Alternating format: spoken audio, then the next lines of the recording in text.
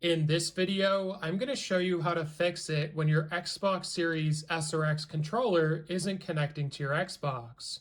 So the first thing I want you to do is grab your controller and press the sync or pairing button on the top until the light on the front starts flashing. Then from here, you want to press the sync button on your Xbox, which will cause it to flash, and you want to see if it connects itself. Now you'll know it's worked if the light on the controller as well as the Xbox stops, then you just want to test it and make sure it's working. Now I'm assuming that didn't work, so what you want to try next is to actually just go to the back of your controller. We're going to take off this back piece here, and I want you to take out the batteries and leave them out for about 10 seconds or so. This is going to fully reset the controller, and then once you've done that, you can go ahead and put the batteries back in. Also make sure that these batteries are full because that could be causing your issue as well. So try changing them out if you're unsure if they're full or not. Then we're going to put this back piece back on. Then we're going to repeat the same steps where we're going to press the pairing button on the top of the controller until it starts flashing. And then we're going to press the sync button on the Xbox and see if they pair. Now, if this doesn't work, we're going to go to the next step, which Xbox support recommends. So we're going to press and hold the power button on the front of the console until it's fully turned off. So you're going to have to hold this for about 5 to 10 seconds. And then once you know it's fully turned off, what I want you to do is to turn your Xbox around and unplug the power cable and leave it out for about 30 to 60 seconds.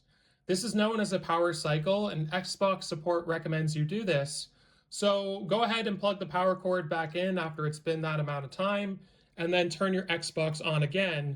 And we're going to repeat the steps of pressing the pairing button on your controller until it starts flashing, and then we're going to press the sync button and see if it connects. Now, if that doesn't work either, the next step is going to involve a USB-C cable if you have one.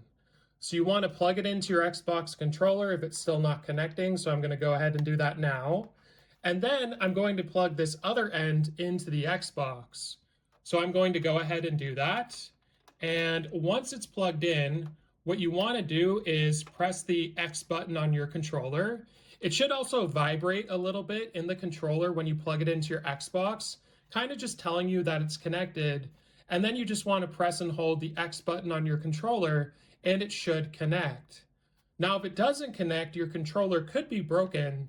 But if it does connect, we're going to head on to the next step. Once your controller is connected to your Xbox, we're going to go to the settings cogwheel in the top right corner, and we're going to scroll down to devices and connections and go to controllers and headsets.